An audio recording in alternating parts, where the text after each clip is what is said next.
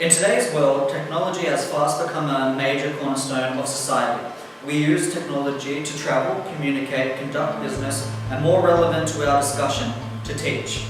Today we will be discussing information and communication technology, ICT, and how to use it to better our teaching practice in the geography classroom. The reason why we are focusing on how to use ICT to the betterment of student learning is because of the negative impacts of technology on students when not implemented properly. Research has found that students are not performing at the highest level possible to them through the use of technology. Jinga Gideon, for example, through his research, puts a name to these negative impacts. These negative impacts include a reduction in student concentration on academic work, student learning, cognition and assimilation of information, and the overall achievement and performance in school. It's important to also recognise the many advantages of technology as well, especially as a teacher.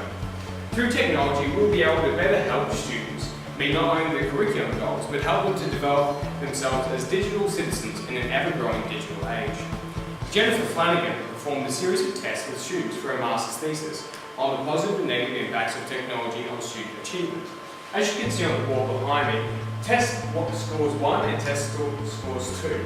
Test score 1 was based on the results of students without using a calculator. Test scores 2 were the results with using a calculator. She found that 44% of students improved compared to when they didn't have a calculator, and 33% of students received the same score.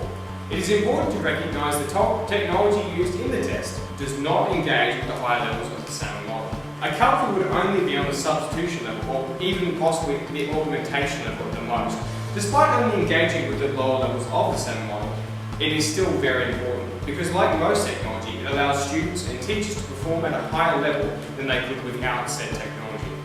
Flanagan is one of the many individuals that has demonstrated that ICT does not have to be a hindrance to students when implemented properly. John Hattie has created a barometer which measures the level at which teachers impact their students throughout the year. Our goal, both with myself and Alex, is to achieve well past the 0.4 range of Hattie's barometer.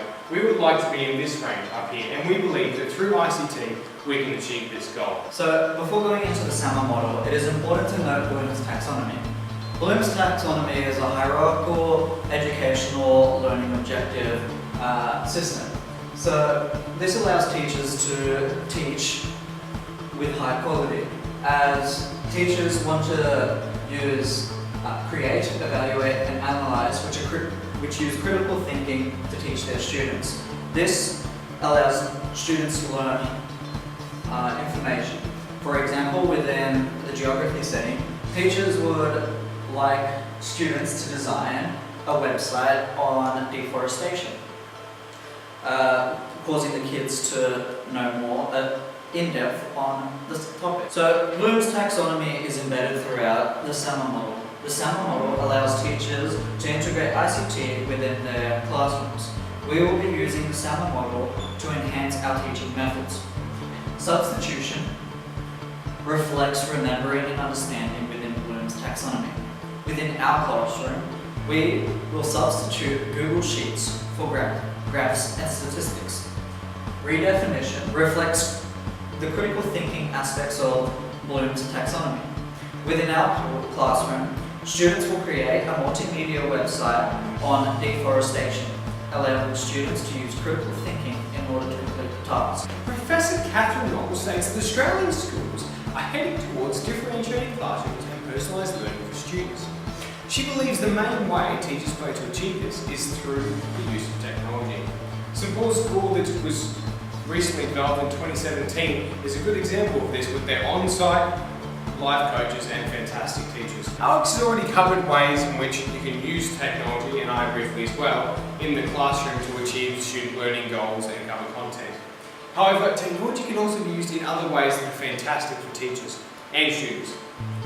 For example, it allows teachers to collect more data about student learning and achievement, and to then help them achieve personalised learning outcomes. Possibly the biggest benefit of technology for differentiated learning is it allows educators to shift from teacher-centred learning environments to student-centred ones.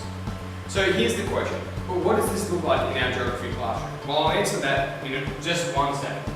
First, I need to point out that the Geography Stage 6 syllabus has been the same since 1999, which in many ways is actually a good thing because it gives us more discretion about how we will teach the material. Unfortunately though, this means that we don't know how to actually use ICT from the syllabus. You know what I mean? Like, it is very clear in the K-10 syllabus. However, however we do use ICT, we need to be doing so to achieve the aim of the syllabus. So the students will still do well in their HSC exams.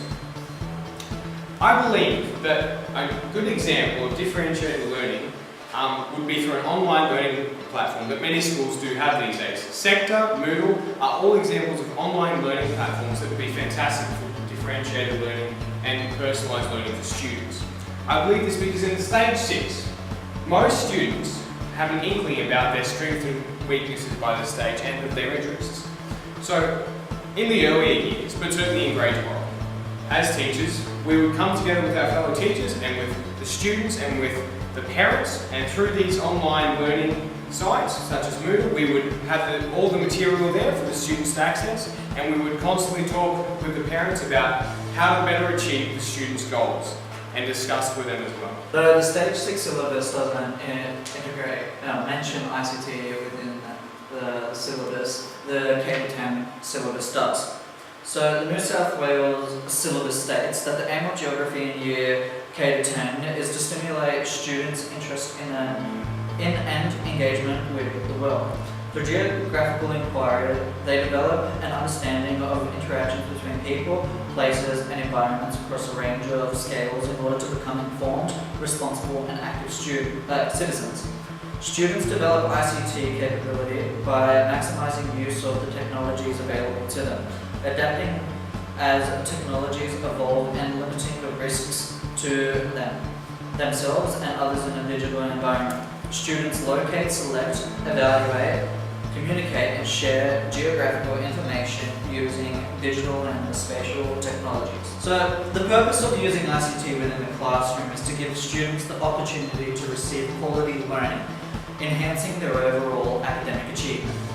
Through the use of ICT within the geography classroom, teachers can create an engaging learning environment in which students themselves want to inquire about geography.